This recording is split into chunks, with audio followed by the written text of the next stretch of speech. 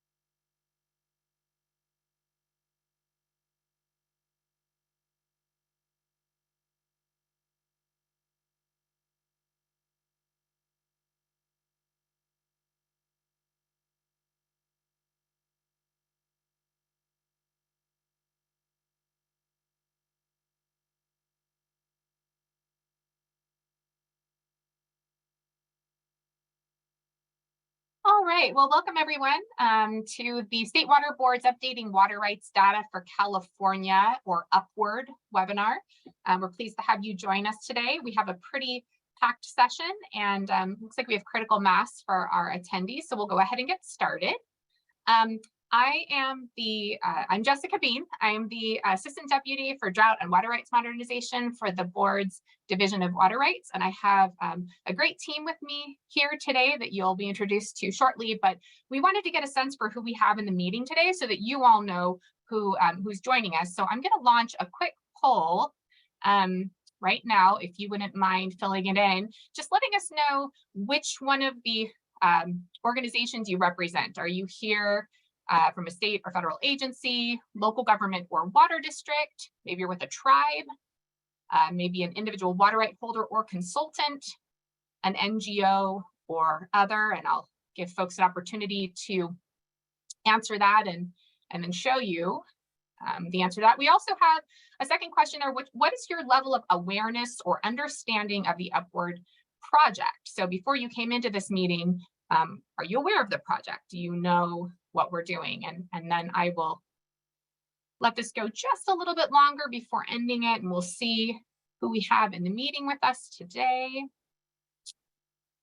Again, it'd be great if everyone could provide an answer. Good, looks like we're doing pretty well. So I'm going to end the poll and we can just take a look, sharing the results with you. So you should be able to see that. So we have quite a bit of folks from government, both local agencies and state and federal.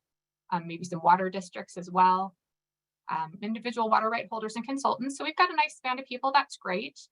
And then in terms of, we have a few people who have a very good idea of what an upward is, but then it looks like we also have quite a few people that have limited or very little knowledge. So I'm glad to know that you're with us, and hopefully you can learn something from our webinar today. So thank you for indulging in that. Do want to let you know that as this is a webinar, we have our attendees are in listen only mode right now. And so we have, if you need assistance, if you need help, there's a couple of options for you. You can email upward@waterboards.ca.gov. That's your best bet. If you're having technical difficulties, we do have folks on that platform for you. You can also chat us. The chat is open that we can see that. You'll note that there's also the Q&A function that is open. It's a little easier for us, however, if you just stick to the chat or the email at that point. But please, if you have any questions throughout the meeting before we get to the actual question and comment portion, if you have any technical issues, you can email or you can chat us and we'll help with that. I do want to just give you an overview of what we're going to do today. We have some opening remarks from our board chair and our division deputy director. We'll have a presentation from our staff experts. And then, and then we will also have a time for questions and comments at the end. And just to let you know, for our questions and comments, we are going to be doing that by the raise your hand feature. So it looks like we do have some folks on the phone. There isn't a way that you can raise your hand. We'll tell you when we get closer to the Q&A section how to do that. But we're going to be asking that if you do have a question or a comment after our presentation, that you raise your hand and you talk to us. We want to hear from you. We want to know who's asking the questions. So we will not be using the chat feature for that Q&A part. We do ask that you speak with us so we can learn who you are. So I'm going to go ahead and ask that Craig brings up, we have a video message from our board chair, Joaquin Esquivel. And actually, I apologize, we had a little technical difficulty today, so we have an audio message from Joaquin to start us off today. So I'll let Craig go ahead and start that. Now.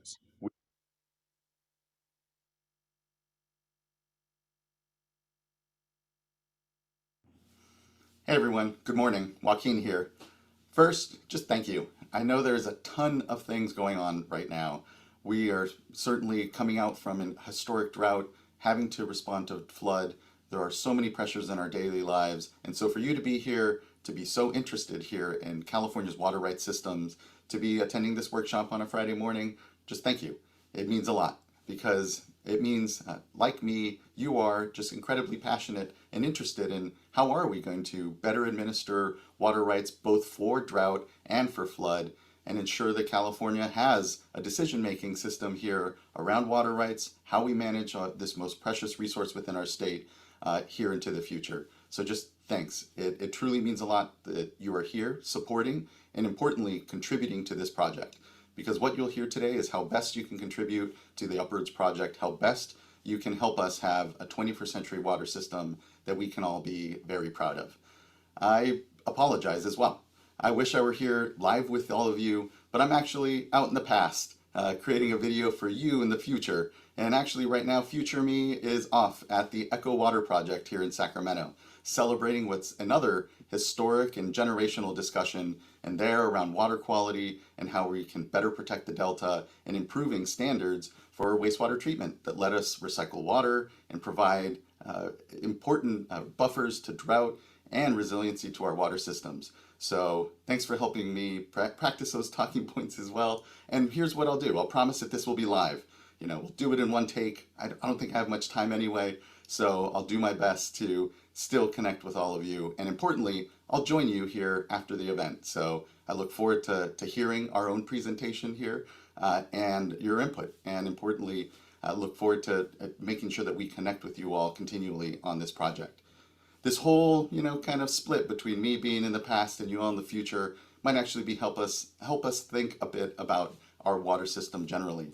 Because the reality we all know is that our water systems haven't been invested in or administered maybe in the way we should have been for the last decades here in the state of California. We're a little behind the ball. And so, not unlike you, you're all here suffering from decisions I'm going to make right now in the past. And importantly, in the future, are needing to then reconcile. And similarly, that's the way we find ourselves in water rights, where decisions from the past have somewhat accumulated, and now we're all faced to say, well, what are we going to do with the system we have? We can't go back and undo those decisions in the past to maybe under-resource or not here have the leadership to dedicate the tens of millions of dollars, 30 million already, and here another request I know pending before the legislature to ensure that we have the resources to complete this project. And importantly, the leadership of Governor Newsom to say, we need this resource. This is an important and fundamental system for California, not just in times of drought, but in times of even flood, where we have to decide, well, what do we do? How do we best make decisions in our water right system that protect other water right holders, importantly protect the values that we all share in our water rights system? So in a way though, this is a moment for you all here to maybe put down what I know are a lot of policy tensions around administration of water rights, but let's put ourselves back in the past. Let's think about what system would we have created best to ensure a future where others can better make decisions. And that's where we actually are right now too, where the investments and the decisions and the input into this system, which we are working at a real urgent timeline to complete, will ensure that in the next decades, we can continue to support decisions that we may not know about right now, that we are still yet uncertain about, and as climate change and the future that we're all part of further manifests itself. But importantly, we can make investments now that better set us up for that future, even if we're all still kind of reconciling things that were decided in that other past. So just thank you again. It means an incredible amount that you were all here. I look forward to continue to contribute as I can and through my work and leadership here to this project, because it isn't just about water rights administration. It's also about drinking water, it's about wastewater, it's about how we protect water quality from our headwaters down into our valleys and out and into our oceans and bays, and the connection, not just between water quality, but quantity, all amongst that system. And so this Upwards project is critical. It's a jewel, if you will, amongst a lot of ongoing data and work at the board, but I'm just incredibly proud.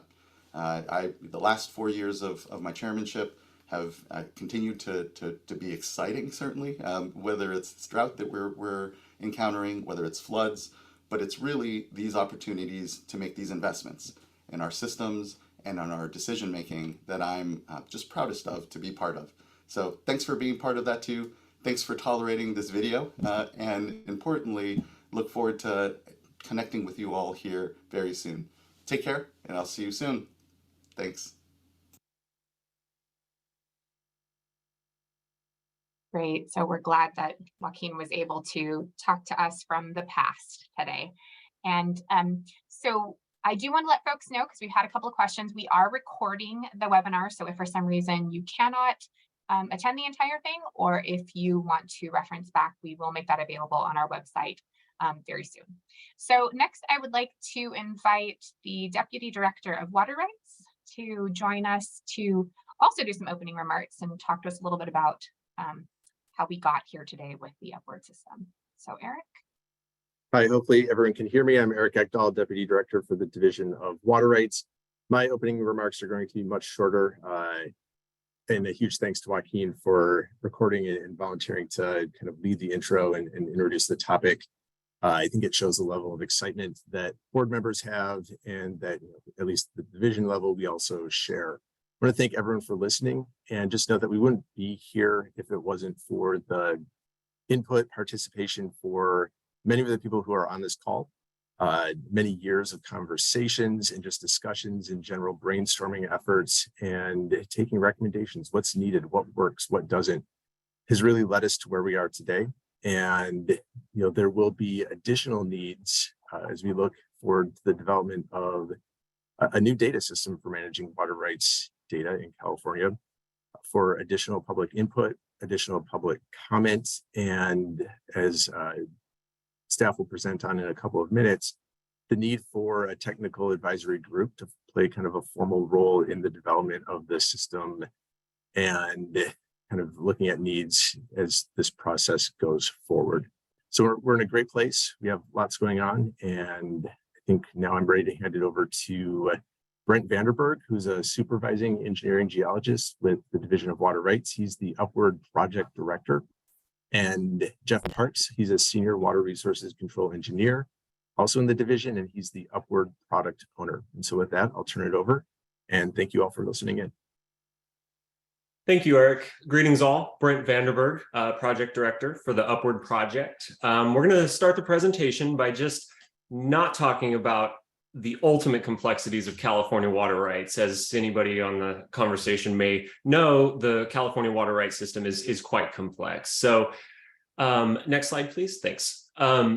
This just gives a rough overview of the different types of water rights that we administer through the Division of Water Rights. And these rings represent how they are often linked together and have similarities, but also have a lot of differences. And what this means for the Upward Project is that as we create our new data collection platforms, it's not as simple as a one-shot collect water rights data and we're done. We have to collect data appropriate for each one of these rings. Now, there's some things that are similar amongst these rings. For example, in water rights, you often have to submit a point of diversion, a location where the water is being taken from a water system, be it a stream or a river. And you also have to report where the water is being used, your place of use.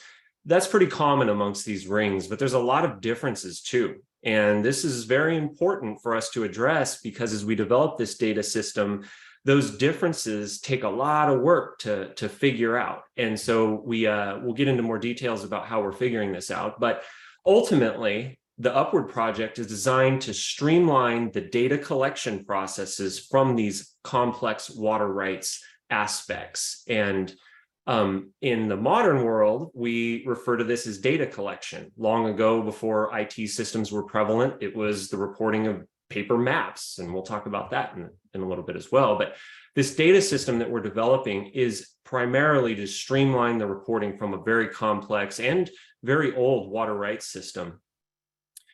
An example of an area where one of the rings may also have complexities within, not just between the rings, is the Senate Bill 88 requirements. And for those that don't know, if you're a very large water extractor, say 10,000 acre feet, lots and lots of water, you may be subject to reporting requirements that are different than somebody who has the same right, but is extracting or diverting less water. So just to give an overview of how complex water rights are in reference to developing a data system, we wanted to sort of set this slide up.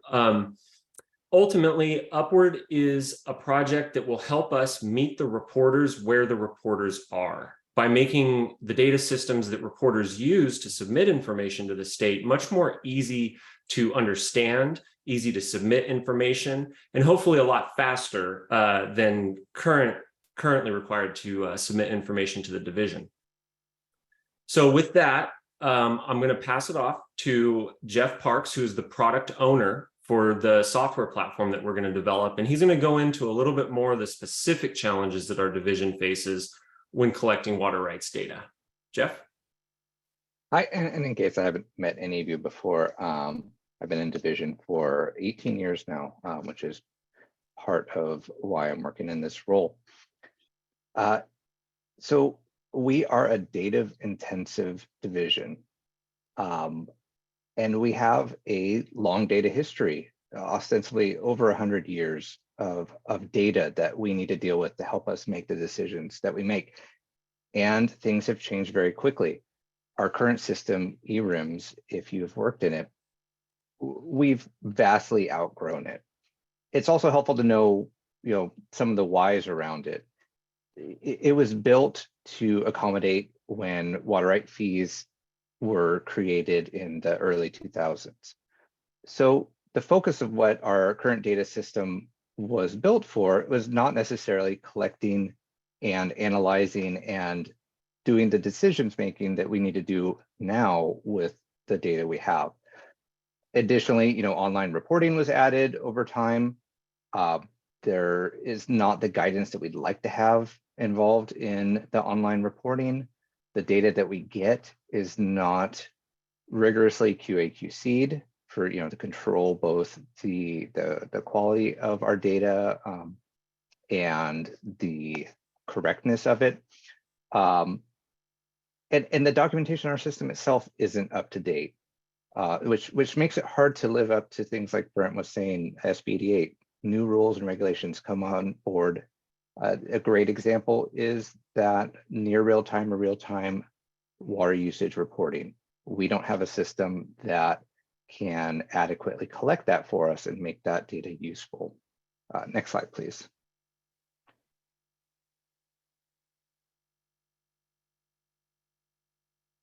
So part of how we got here, it's useful to know the more modern, even though we have 100+ years of data, we have a shorter timeline of databases within the division. So our original database, RIMS, Water Rights Information Management System, that came about in the 90s when the division had less than 100 staff, but also what we did was different. We did what the core pieces you think of in water rights, applications, permitting, enforcement, and dealing with appropriative water rights. Then we had other stuff we did, such as policies, especially Bay Delta, that were in there, but it wasn't the majority of what we did. Next slide, please. And so that changed as we went into the 2000s and things like fees were applied to water rights. That gave us a new data need that led to the creation of eRIMS, which is our updated version of the Water Rights Information Management System. Our division has started growing, and that shift of what we did was beginning. A little bit less on that core water rights and more of other started coming up. So again, this is another way that stressed our system in that even if it was built for fees, it was also built around the core of our water rights, and expanding that to cover new things that our division did became harder. Next slide. And so a lot's changed between 2006 and the present. Our division has grown substantially. We've doubled, more than doubled in just 15-ish years. What we do has also changed. That work and the staff that have been added has consistently grown outside of that core water rights piece. So, we've got cannabis policies, we've got in-stream flow and public trust work, we've got expanded Bay Delta work, we've got a lot of things that the division does that, again, has completely pushed us outside the bounds of what our current data system can do. And it's really shown in the last few years when we need to make quick decisions on things like drought. Next slide, please.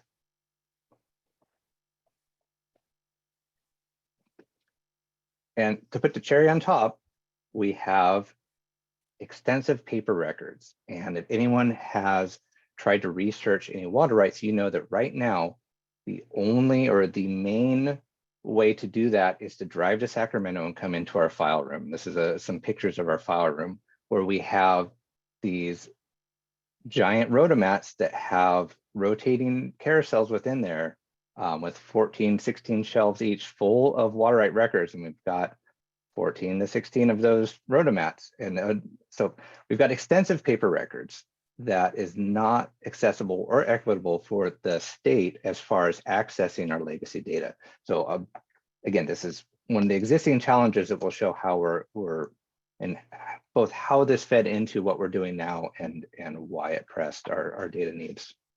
And I'm going to pass it back to Brent. Thanks, Jeff.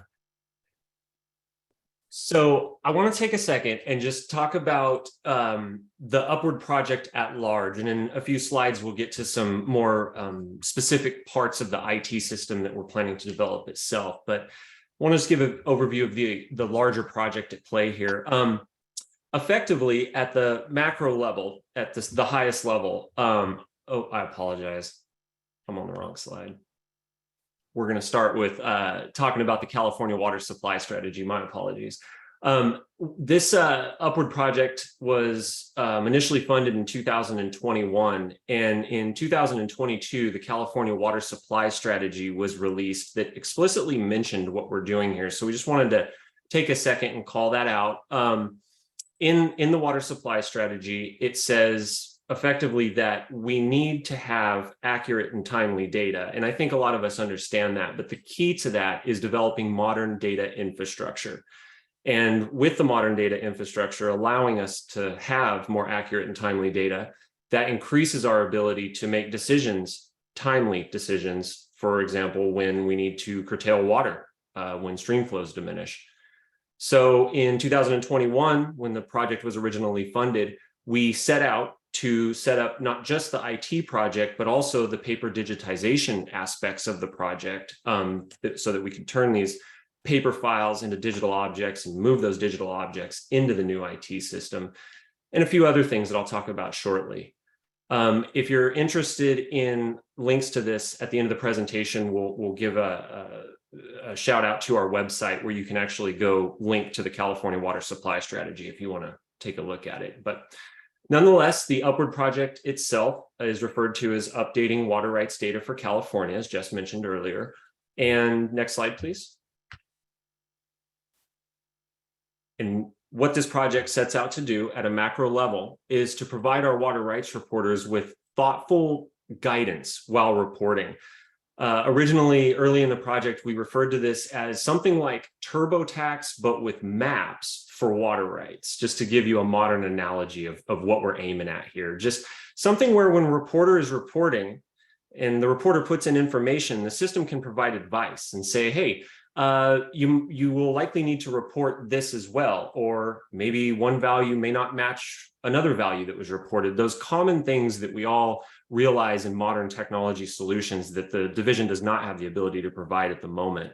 So that thoughtful design and guidance given to the reporter will directly improve the data quality that the Division of Water Rights receives. One of the subsets of that improved data quality is GIS-based reporting of spatial features. So I mentioned points of diversion and places of use. Those are common data elements that we collect at the division that historically have been somewhat difficult to receive. We have many, many paper maps, some of the maps dating back to the ink and quill days, some of the maps with no reference on them of modern things. It could be a place of use that is now partially re-envisioned into some other land use or something like that. So one way to help us with this is to provide the water rights reporter with a GIS-based interface to plot the point of diversion and the place of water use in modern context, using modern base maps, modern USGS topographic maps, things that can provide the reporter that reference necessary to make sure wherever that point of diversion or place of use is, it's as accurate as possible. So another aspect of this that is often overlooked and is really, really important for accessibility is electronic content management. We use the acronym ECM. Within the Division of Water Rights, we have millions of records, 7 million of which are on paper and many millions more that are not on paper and are currently on SharePoint drives and things like that. This system will establish a new electronic content management structure for division documents. This includes things like correspondence, letters where we are working with a certain right holder to remedy an issue or ensure compliance with the rules. And with the ECM, it makes it really easy to get into the system and find the document you're looking for without having to dig through our website or having to contact staff directly and request it and having staff go get it and give it to you. So with a modern electronic content management system, it greatly streamlines the ability for the public and staff to get at the document parts of the Division of Water Rights. Another major aspect of the Upward project at large is providing the Division of Water Rights with the ability to collect water use data at intervals more granular than annually. So we mentioned Senate Bill 88 a couple times. This is the most recent requirement where large diverters may have to report more granular information. For example, they may have to report 15-minute intervals every year, or even lesser intervals on monthly time steps. And what this does by giving the board and the division the ability to collect real-time data is it allows us to make decisions a lot faster. If we see impacts to water resources, it'll give us that chance to take action and do our jobs instead of the current abilities where we are often looking at our water use data a year or 18 months in the arrears. We're often in the next hydrologic cycle before we get that water use information reported to us. The bottom bullet here is just in case anybody is concerned, the Upward project is not water rights reform. This is not legal reform. It is a technology improvement and data improvement project. So we're just sticking to the things that we collect already and making it easier to collect them in more efficient, more quality controlled ways as we should be. Next slide. So the Upward project is quite large. We heard from Chair Esquivel and Director Ekdahl that this is no small deal. We've been at it for years working diligently, and this is not done by a few people, it's done by many. So I just wanted to give the audience a sort of a feel for how many people are involved in this. Sort of at the front of the list here, we have water board staff. We affectionately call our staff DIGIT, and what DIGIT stands for is Data Governance and IT. There are about 12 of us that are full-time employees that were hired to lift this project, to make sure that it's successful, and not just successful, but done quickly and within scope and budget. So the data governance team is within the Division of Water Rights. I'm the supervisor of the team. Jeff is one of our senior staff in the team. And it's our job to make sure that this product, this IT system that we develop, works for the Division of Water Rights and works for our reporters and the people. And on the other side of our 6 in the Division of Water Rights are about 6 or so in our Division of Information Technology, led by our technical director, Kieran Kesaretti. And they have the job of the technical widgets that are involved, large IT vocabularies that are far beyond our understanding in the Division of Water Rights. So Kieran Kesaretti's team in the Division of Information Technology merges with our Division of Water Rights staff as a body that we call DIGIT or DGIT. And this is really important in large, complex IT projects, that there is strong relationships between the IT division and the program employees that are lifting the project. It helps us not just have a better work day, but also understand that all of us have our respective roles and helps us to work together. So that's DIGIT. Going into this project, we wanted to move fast. We wanted this to be a lean, mean project. So we hired Gartner Consulting very early. Gartner serves as our advisors. Gartner is not developing any software. They're helping us get through things like the requirements of the project approval lifecycle in a fast way where we don't end up submitting documents, having to review them a bunch of times. It helps us just streamline our process. So Gartner is our advisors, and they also help us lift the project when, for example, we need project management assistance, tracking the due dates and the action items. Gartner can come in and help us with that too. So we're very thankful for having Gartner with us to help us on this project. The software itself is going to be developed by Deloitte. Deloitte's a very famous software development company. The fancy kids call them system integrators. They do all the things necessary to get the software up and running, including collecting the requirements from our staff and actually building the tools that we'll all be using. And Deloitte has subcontracted out to Salesforce and Esri. So if you're curious who's building this thing, it's Deloitte with the help of Salesforce and Esri. The bottom 2 bullets are oversight. So these large IT projects require a lot of oversight, and we have 2 groups helping us with that. One is the public consulting group. They are referred to as an independent validation and verification group. They are not necessary. They're not with the water board. They're not with the state. They're independent, and it's their job to keep that independent eye on this project and make sure that we're staying on schedule, staying in scope, avoiding risks. And they will also look at what we do and test it against their understanding of what we want versus what we get, so they can help with some gap analyses during the project. And the last but not least is the mighty California Department of Technology, our project oversight group led by Eric Aguilar and Renee Evans. They help us from the state government Department of Technology side to make sure, again, that the project stays on time, on scope, and we don't end up with unnecessary risk. Next slide, please. So the Upward project itself involves a little bit more than just the IT system, although the IT system is hands down the biggest part of this project. The IT system internally, as we're developing it, we are referring to it as Cal Waters. And Jeff Parks will talk more about this on the next slides, but this is the IT system replacement aspect of the Upward project. The other part of this, Jeff mentioned, is a large paper digitization project. This is really critical stuff for the water board to do. As we mentioned, the paper records are locked up on the second floor. You have to go to the front of the little office and request the file to get it. Staff bring the file out to you and you can review it. That is not okay. We need to make sure that our digital documents are accessible to everybody. So one of the big foundations of this project is actually the digitization of records so that they can be ingested into the Cal Waters system, which has the electronic content management platform I mentioned earlier.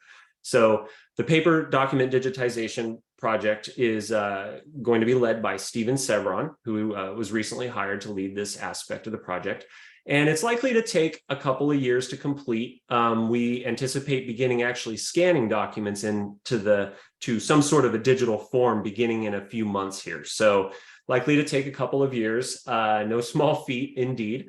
Another part of the Upward project it's related to the IT system itself is the real-time telemetered data collection project. So the Cal Waters IT system will be able to collect more real-time data than we are currently able to collect, but we've also developed a telemetry research unit led by Laurel Dodgen that is going to help the water board and the division establish institutional knowledge about how current reporters are using telemetric data and information to empower themselves. And this is really important so that we, the state, can meet people where they are in terms of the technology that people have. And so we have a group of people formed just to begin collecting this institutional knowledge and working with real telemetry users and helping us as we build this project. The last piece is the management of change. These large IT systems, especially when we're in a state of technical deprecation like we are, will result in a lot of change. Now, this is good change, but it's change nonetheless. And so we should manage this change. So we have organizational change management plans that are in place that will help us to hold meetings like these, make sure people are aware of the project as we continue along our development timelines, and make sure that our own internal staff know how to use the system once it's up and running, make sure our decision makers are aware of the system during its development and progress, and ultimately make sure that anybody who could be potentially affected by this system knows how it works, has a chance to provide feedback, which we'll get to in a little bit here, and just basically keep a keen eye on that change that we know will result from this system once it is implemented. So with that, that's sort of the Upward at large overview. I'll pass it back to Jeff Parks and we'll talk a little bit more about the Cal Waters piece exactly. So this is our unveiling of the new system that is replacing ERIMS that is just starting development, Cal Waters, the California Water Accounting, Tracking, and Reporting System.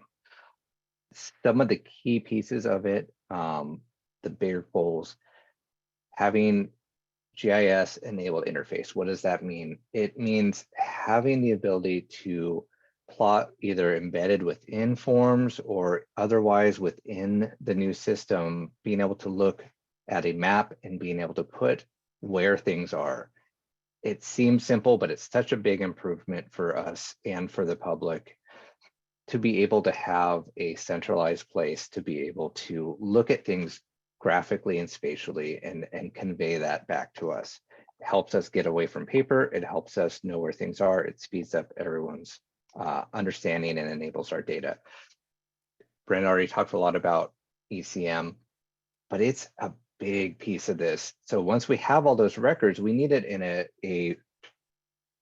organized in a manner that is easy to search through, easy to use for both the public and for our staff. So it's one thing to have everything digitized and put in a folder. It's another thing to actually know where they are and what things relate to.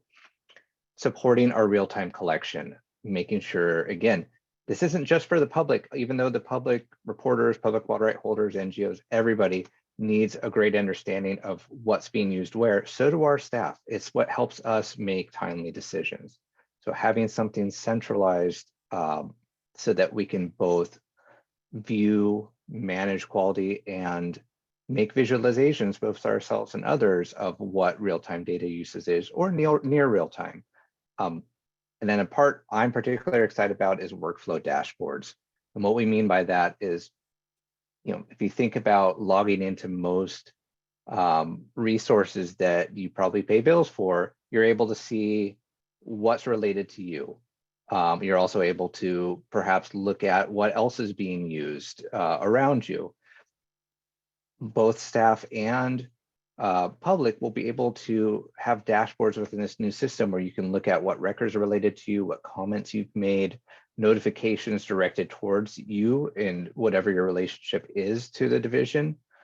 This is a powerful tool we currently don't have that will open up all these other pieces, which will, it'll be your window into your maps and your applications of where things are, or your searches that you've made on what's going on in your watershed.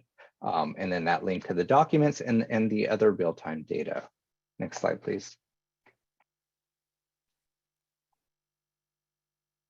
So we're going to get a little bit into the timeline, but I think it's helpful to recognize that, one, we are moving fast and have started relatively recently because we've received funding relatively recently in 2021, but it's been a long time coming. There's a lot of things that have spurred this on and have led the division and others, to think about the need for this for a while. A lot of these are probably familiar, but these are things that have spurred us to realize, one, that the data we have is not organized in a way that is helpful to us, and two, it is affecting what we do, both, and again, both staff and public. It affects our ability to make decisions or to be informed about what is going on involving our surface water and our groundwater, which is, getting tied into the division more and more. Next slide, please. So for government, we've moved fast. We got the funds in 2021. We got a contract signed just this February in 2023.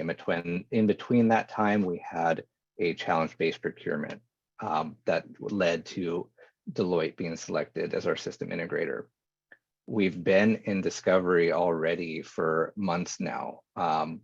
So 2023 is beginning this build of the new system. By 2024, we should have a demonstratable portion of this new project, not necessarily any replacement quite yet, but a version of the product where we can start showing what it is, what it can do, and actually have some testing within it.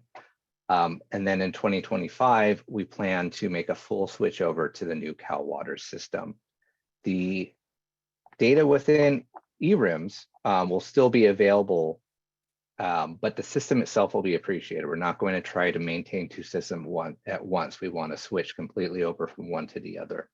Next slide, please.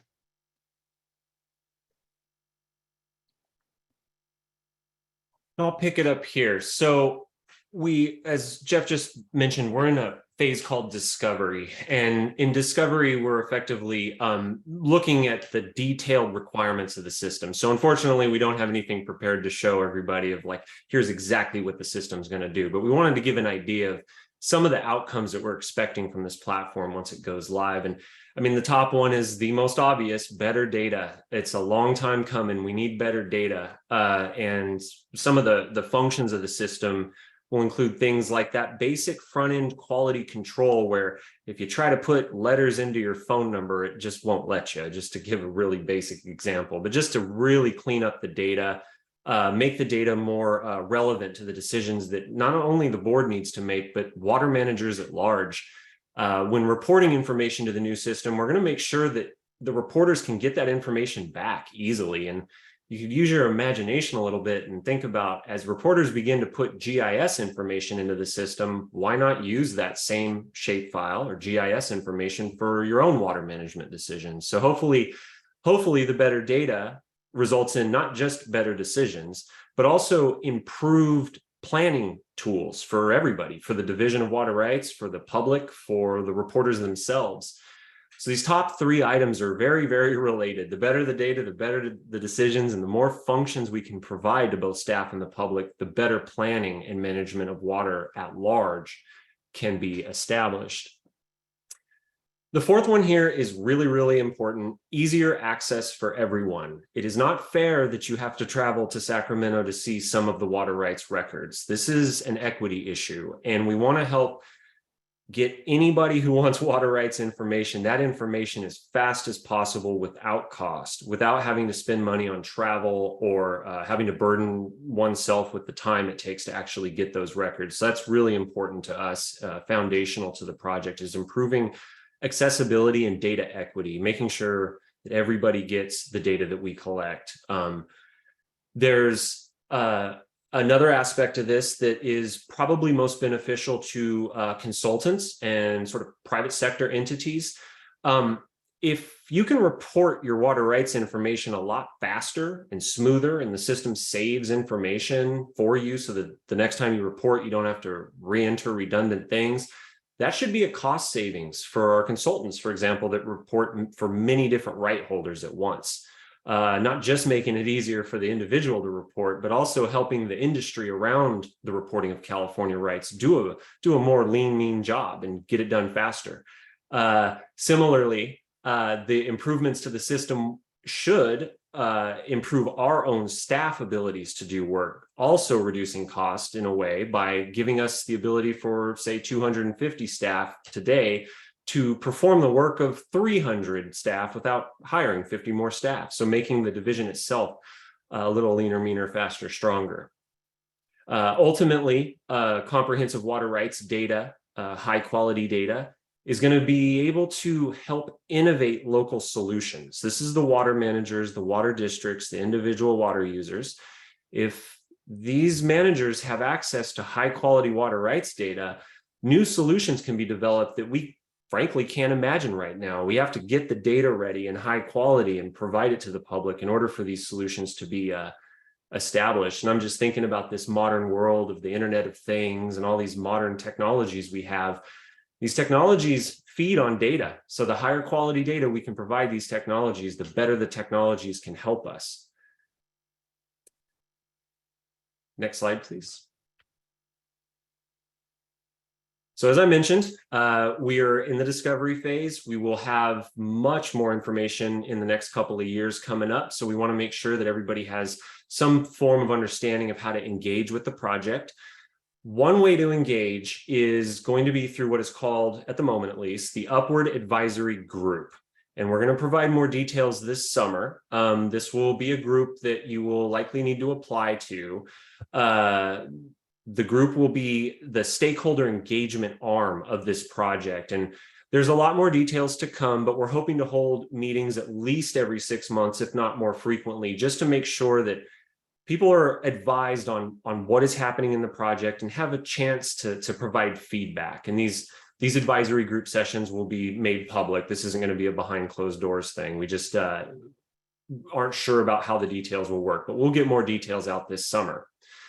Now, if you want to know how to get details without asking us, where you can just be automatically updated, the Upward website shown here is the way to go. On this website, you can find information about the project. You can find links, for example, to the California Water Supply Strategy. And as the project evolves, we'll add more resources to the website. But most importantly, for the early days, you'll see an ability to sign up for an email list where you'll just get an email as we prepare, for example, the advisory group details or project milestones are reached. So head over to waterboards.ca.gov/upward and register for our email list. That'll keep you in the loop with the least amount of effort on your end.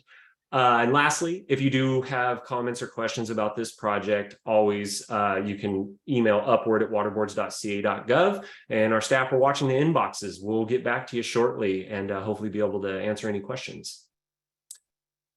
So with that, I believe we're complete with our presentation. I'm going to hand it over to Jessica Bean to fire up the Q&A session.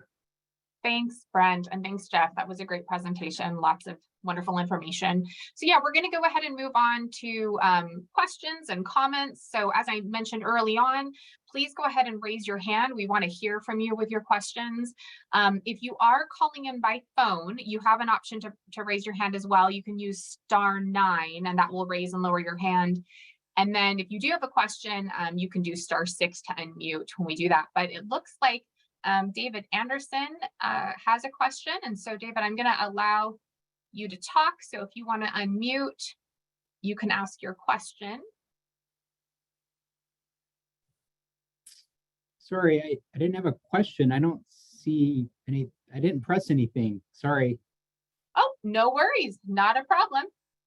All right, let's see. How about Anthony? Anthony has a question. Anthony, if you do have a question, you can unmute yourself. You should be able to.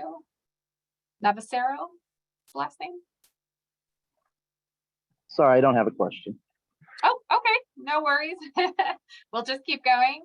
Looks like Chelsea Spire. You should be able to unmute now.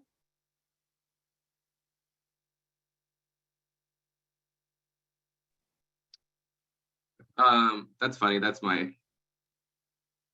Can you hear me? Yes, I think we can hear you unmuted Dominic, not Chelsea, but I also have a question. Oh, okay. And I was just wondering how you're planning on dealing with accessibility issues when you digitize the old records. I know I'm at DWR now, but when I was at Caltrans, a lot of records were removed from the website because they weren't compliant with ADA. So I'm really curious to see like how you're planning on approaching that. Thank you for asking this question. I regret not putting it in the presentation. This is fundamental. So just for context, California Assembly Bill 434 requires that a lot of our documents be made accessible, just so that people that may have color blindness, visual impairment, disability can see the documents and get the information. And this is a big deal when you're dealing with 100-year-old documents. Getting them into a remediated, accessible format is a big task. So what we've done in the Upward project, explicit to the digitization aspect of Upward, is built in what is basically a full pipeline that will take the paper document, it will scan it, read it, the system will look at it, pull information from the document, and flag areas that are not accessible. So it's like an accessibility checker. And that's kind of like the first step, is which documents need to be made accessible and where on the document are those improvements needed. The second step after that is the actual remediation of the documents. And this gets pretty tricky because it may be difficult, if not impossible, to remediate really, really old documents that are written in cursive, or by ink, hand-drawn maps. There's some things we can do, like for instance, alternative text, and we'll definitely do that. But there is a question right now of how far can we take remediation. So the project has explicitly this outcome in it to see what we can figure out during this project. Now, remediation of millions of documents will take a long time. And so it's something that won't be done immediately, but we have definitely taken that into account with this project. And we're working on ways to build a full remediation pipeline. So stay in touch, get on the email list and stay in touch with us, and we'll be able to help you along our way here. I did want to add one or two other things. I think Brent's overview is extremely helpful and kind of describes a really innovative approach for how we're looking at a really challenging question. And I think we're not the only state agency, and I don't want to speak for other state agencies in any way, but it's a huge issue, right? We're asking this question: is it better to retain the documents? What do we do with these things that aren't accessible? And we're starting from a unique position in this circumstance, because a old written piece of onion skin parchment paper is already not digitally accessible anyway. And so even just making a digital copy of that is a starting point for a huge component of California's population. That's not to say that we need to dismiss, or that we should dismiss the non-accessible component of it or the accessibility element. but building in this pathway, this pipeline, and this process for, addressing them maybe as requested or as they come up or as needs arise is a way that I think we can hopefully expeditiously and cost effectively deal with it, because we won't be able to do full remediation for 7-ish million documents. And I think there was a follow-up question that is related to this, so I'll just go ahead and throw it out there. The question is, will all documents in the file room and the records be digitized, or is it going to be a portion of them? If you could speak to that too. Yeah, the current project has all 7 million scoped, but if there are records where there's no longer value for the record, it's a napkin that was submitted in 1973 with a comment on it. That may not get digitized because there may not be a way to index that record into our electronic content management system. And I know that's a little technical, but I think the short answer is yes, for all documents that have relevance to the Division of Water Rights, yes, we're going to digitize them so you don't have to travel to Sacramento to see them.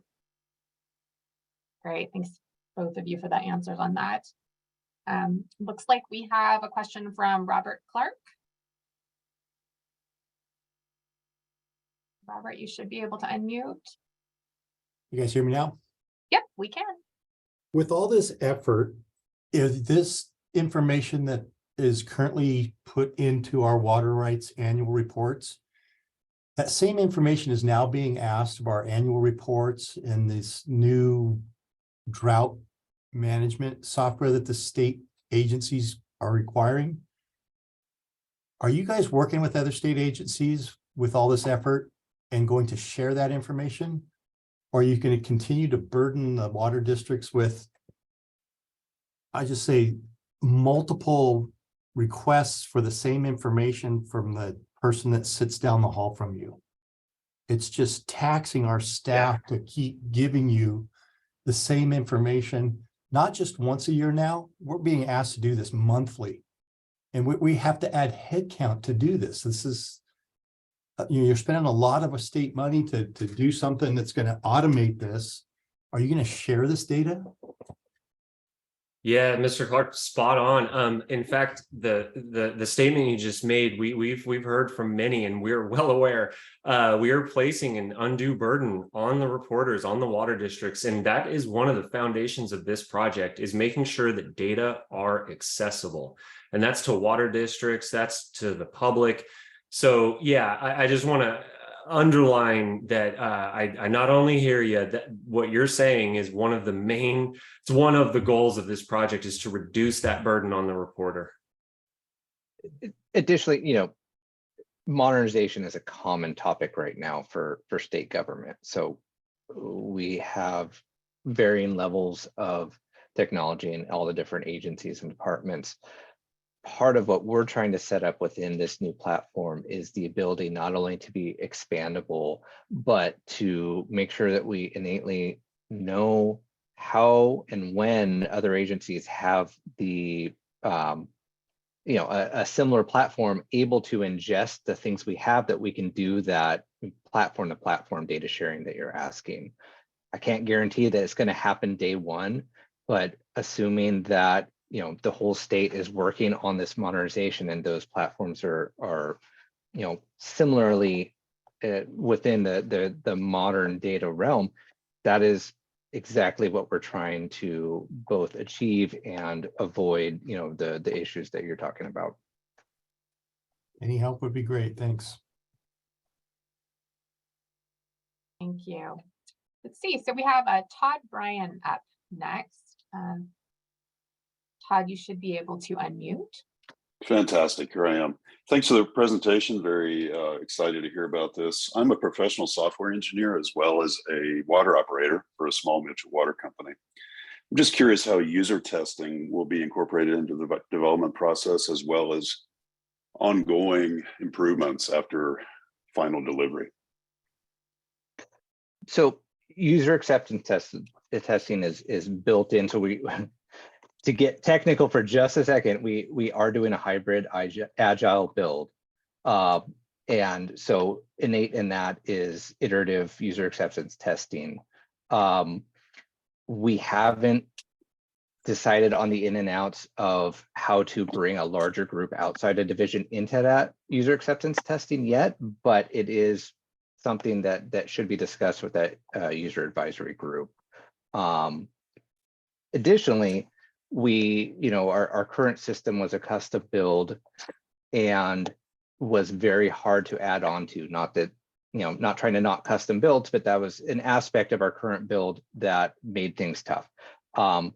We are hoping with this new platform that we, being the water board itself and not the consultants building it for us, will be able to understand the system enough that we can continue to expand upon it and grow our new system ourselves without having to continually go back out to contractors to do so. So both aspects of what you're saying are something that we're very much thinking about.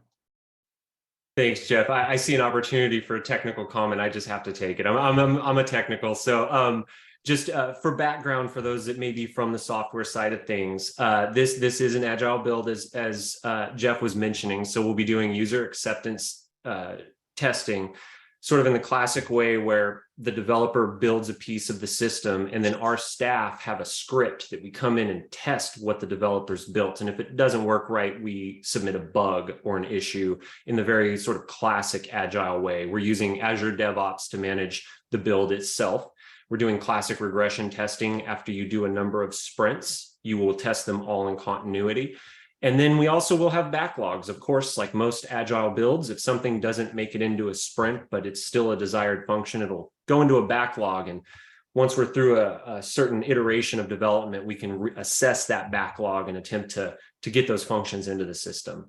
In modern platforms, since we're going with Salesforce, Esri, Deloitte, part of this is an AWS infrastructure, and then part of it is a Salesforce sort of front end with maps. And in that testing protocol, we'll have different aspects of testing for each of those relative functions. So, and ongoing maintenance and enhancement is a part of any IT project. So we'll have that going into the future, into perpetuity. Great. All right. Let's go on to our next question. Is from Jessica Diaz. Jessica, you should be able to unmute yourself. Hi, good morning. This is Jessica Diaz. I'm an attorney who works with both kind of a range of water users, smaller landowners and public water suppliers. And there was I missed his affiliation, but there was an earlier comment, I think, from Mr. Clark, affiliated with a public water supplier, that made me realize, so I have no confidence, well, I shouldn't say none, not as much confidence on the technical side, that a lot of experience with kind of the human dynamics of the way that people keep data and their reactions to the system. So I think one thing that occurs to me is you're doing the user testing. I think it would be helpful to kind of, I'm sure staff would do this organically, but put yourself in the shoes of like a 10-acre foot, just agricultural landowner who has to comply with the first level of the SB 88 requirements, all the way through a public water supplier, maybe subject to the telemetry requirements. And I think, just to emphasize the earlier point, the public water suppliers face kind of a different challenge and potential reaction than the smaller landowners, because while they have more technical capacity, they're also subject to all these other reporting requirements. So unlike the landowner, where this is kind of the only interface that they might have with the state water board, I think sometimes already what I get from the public water suppliers is like, are you kidding me? I already do my conservation reporting and our water quality reporting, and what's the purpose of this additional interface? And my question is, especially for the landowners who might not be as sophisticated, is there any advice that you would give to them now to get ready for the upcoming changes in the next few years? I'll start on this. Definitely stay in touch with the website, the Upward Water Board's Upward website, because that's where landowners can get the email blasts that will give information about our progress on the system, so that nobody gets surprised in a couple years when this thing goes live. I think that's the best advice to give pretty much anybody. involved. I also want to speak to some of the things we've been planning for the last couple of years around this exact aspect.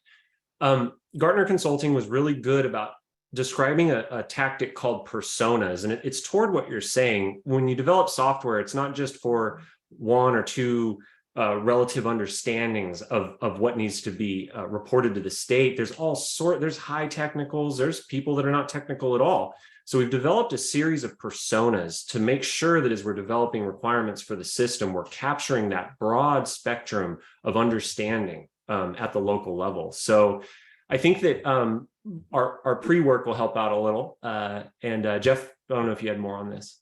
But just, our goal is to make it easier to report the info. We're not trying to add more info for everyone to report. It's the same info that's already requested. We're trying to make it housed in a something that is more accessible and easier to use, and should help provide more guidance while doing it.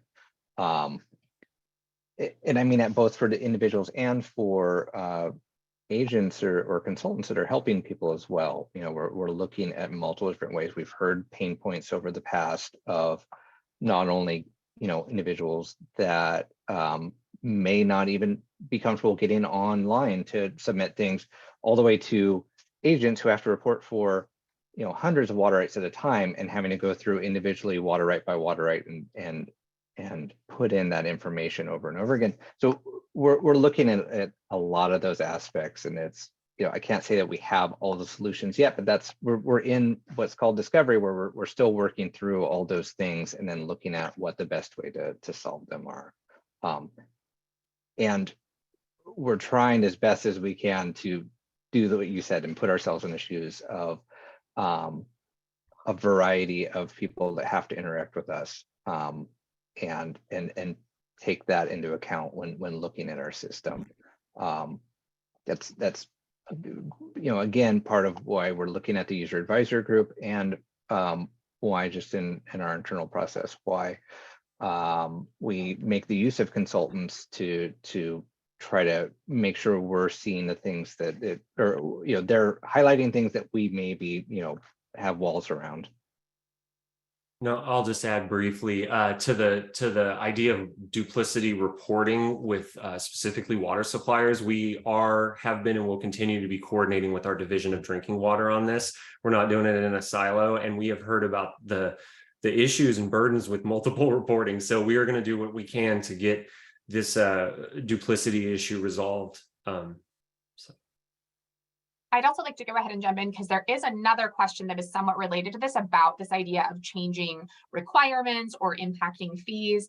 And the system does not change reporting requirements. So if that hasn't been clear, just want to be very direct that this new system isn't requiring folks to report anything that isn't already required. And as Jeff and Brent have both mentioned, it's supposed to help simplify, and that could actually reduce duplicate reporting. If you have a simple place to upload and download information, that could provide some easier access there. But again, this new system is not placing additional reporting on folks, and is not changing your fees at this point. Let's see. Jessica, was that good? Did you have any other follow-ups to that? There was a lot of information in there. I want to make sure we got to all of your questions. That was terrific. Thank you so much. Great. All right. And then we have Noah Lopez next. Noah, you should be able to unmute. Yeah, thank you very much. As someone who spends a decent amount of time in ERIMS, very excited to hear about all the work that's going to be done. Kind of wanted to follow up with Ms. Diaz's question. I work with a lot of small water right holders and help out with reporting. And something I've noticed, currently you guys maintain the SB 88 deficiency list online. So right holders can go in and they can see that they're deficient, but they don't get a lot of guidance as to why they've been placed on that list. And as you mentioned in the presentation, the reporting right now, it kind of allows you to report even if it's something that doesn't apply to the particular water right. Are there plans or are there discussions to kind of try to help have the new reporting system or have the new ERIMS be able to to explain the reporting requirements for the individual water right to kind of help these smaller water right holders who are less familiar with ERIMs and with reporting in general, to help them through the process? I'll take this one. So the question of SB 88 compliance is actually one of kind of like the underlying drivers for the new system. When we look at SB 88, which it is a shorthand for those that don't always use state internal jargon. SB 88, Senate Bill 88 was trailer bill language passed in 2015, which for the first time kind of directed and authorized the board to adopt regulations for metering and measuring water rights diversion. So you can think of like how maybe far behind we are relative to most every other Western state. It wasn't until 2015 that it was even a law to meter and measure your water right diversion. You can imagine how complicated that could become in droughts and kind of other kind of limited scenarios. So we've been working on it for a couple of years, and the compliance rates are really low. And there's a lot of reasons for that. I think one of our major takeaways is that it's not because of diverter malfeasance. People aren't out there actively trying to, like cheat the system. It's just really confusing. People think that they're complying, but are actually not. And on our end, we haven't clarified what are some templates, what are some guidelines, what are some training manuals. We've done some things. I don't want to short sell ourselves either, but we really need a modern, enhanced data system that's ready and able to capture that data, to catch that data when it comes in a way that's easy for people to understand and actually comply with it. And so we've talked about kind of the Upward project, and Cal Waters is the kind of ERIMS replacement that's going to be part of this. But Upward itself is maybe more like an umbrella that's going to capture a lot of the data work that we're doing within the division, and taking a close look at SB 88 is part of that. And in fact, there's already some effort going on to reach out to practitioners and diverters and do a bit of just Q&A and feedback sessions on SB 88 so that we can integrate the new data system with appropriate reporting requirements, templates, and things like that to make it easier. It's not going to be a magic bullet. It's not going to be the thing that solves it all, but definitely taking that message to heart and trying to do the best we can, and definitely looking for feedback over the next couple of years on how to do it better. All right, so a couple things. That was our last hand raised. We do have a few questions in the chat that I want to get to, but because we're getting near the end and I'm seeing people starting to trickle off, I did want to go ahead and launch kind of a follow-up poll for folks. We do want to understand how you how this webinar was useful to you, and so there is the option to answer a couple of questions about if you're interested in participating in our advisory group, because that we are going to have details about that later, as Brent mentioned, also to see how useful this was for you. So I will leave that post meeting poll open for anyone who can, who will please complete it. We really appreciate it. But I do want to let you know for the last questions here that we have, there are questions. One is the GIS enabled interface for existing and or new water rights? So Yes. the way we're imagining it is that it'll be available in annual reporting, meaning that we want to make sure that existing water rights have a chance to get level set on the GIS portion of the platform as well. So the what and how of it, we can't tell you yet because it's still being built, but we do want to make it available for both existing as well as new, recognizing the majority of our rights are existing, not new ones coming in. Great, thank you. The other question is, it says, will you be able to review information not directly related to you? So I think that has to do with, other information on other water rights. And maybe, I know you've talked a little bit about the fact that you want this access there, but at this point, are you able to discuss any thoughts on what information will be available to folks and how they might access it?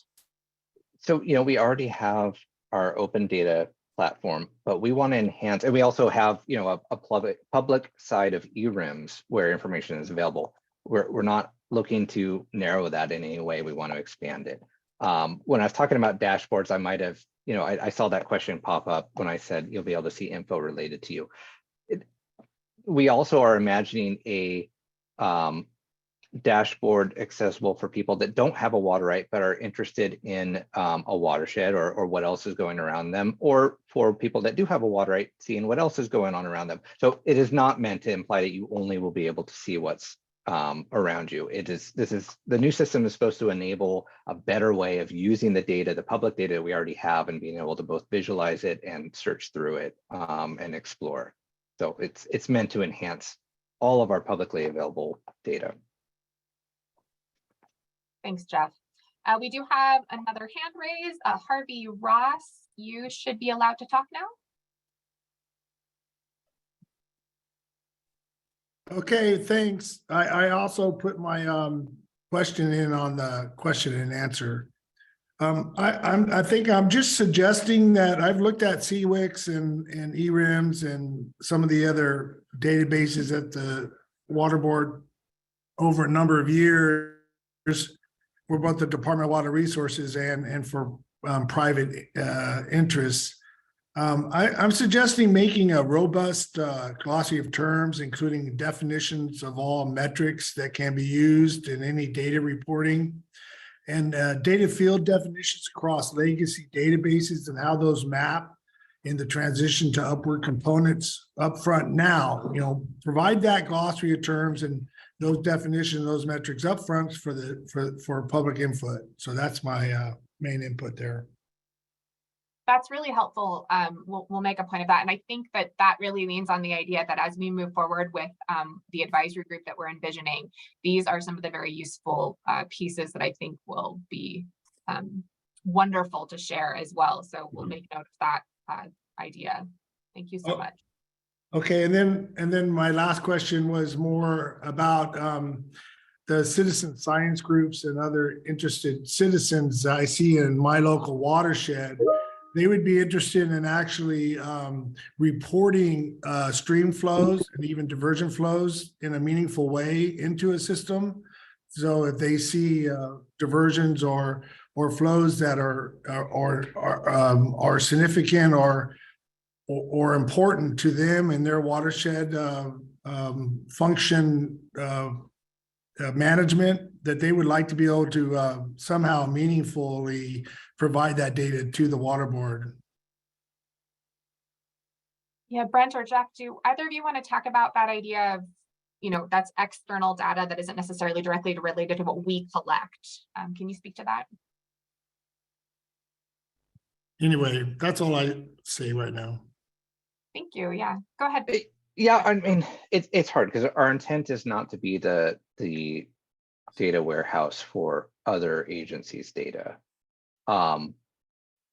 We do want to help make clear pictures of what the overall, we all know that the bigger data picture of anything going on doesn't live just with water rights. It lives with multiple agencies. And so I don't want to overpromise and say that we're going to house everybody else's data. We could pull in, things that are housed in USGS and CDEC to show stream flows, but that's, we're duplicating things at that point. So it's, I'm not trying to dismiss it, but I'm also trying to say we're also trying to be very cognizant of not duplicating things unnecessarily that already exist elsewhere. I actually think this is similar. This will be helpful for another question we have, is just talking a bit about how Upward or Cal Waters will integrate with other digital reporting efforts. So I know we've heard a lot about different reporting systems. Now there's the information coming in. And so just things like OpenET, Delta ACP. So that's a question that's coming in. Maybe you want to expand a little bit more on how you're envisioning this, which what I've heard so far is that this is a self-contained system for water rights data where folks can extract information and put their information, but it's not necessarily going to be a holding place for everything. But if you would be interested in expanding on that, I think it'd be helpful. Yeah, I'll start. OpenET is near and dear to me, and I'm really glad that somebody brought that up. The project is scoped to have OpenET integration. And for those that are not aware, what OpenET is it's a satellite-based platform that can give a general idea of how much water was transpired by a crop. And this could be really powerful for water rights reporters as they're reporting information to be able to see a reference on at least what the proxy evapotranspiration, which is ET, looks like in their specific place of use. So there is integration planned. We aren't sure, of course, of the details quite yet, but again, staying in touch with our email list will help us stay in touch as we advance that specific application of OpenET. A second one I'll just mention because it came up before, Division of Drinking Water. So there's some integration here where, for example, say a municipality has a place of use that is effectively their service boundary. Well, that service boundary is maintained by the Division of Drinking Water. So we want our system to be able to talk to the Division of Drinking Water systems and be able to bring those boundaries over to Upward as a reference for that specific place of use. So there's two examples of integrations that we're looking at. Great, thanks, Brent. So there's another question here. Will there be an API for external user to integrate with this system? And I apologize, I'm not sure what API is, but I would imagine you do. So you may have already addressed this, but just putting it out there. I mean, that's one way we're looking at integrating real-time and near real-time data into our system.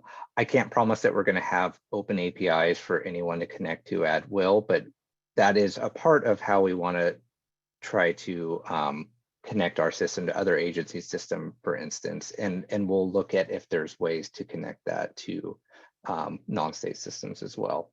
Don't want to promise it, but there are API connections that will be part of this platform.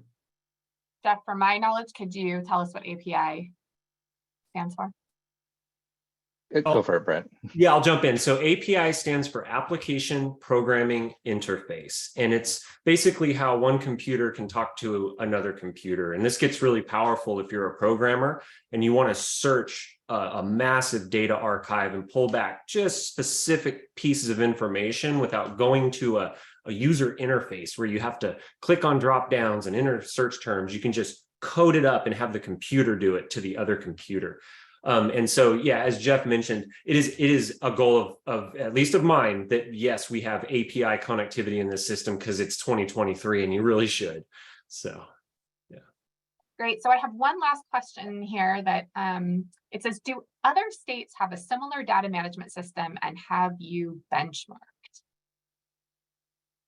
Yeah, actually, what a wonderful question. Yeah, so it is a little ironic, but we did do this. In fact, myself and others have been coordinating with what is referred to as WADE.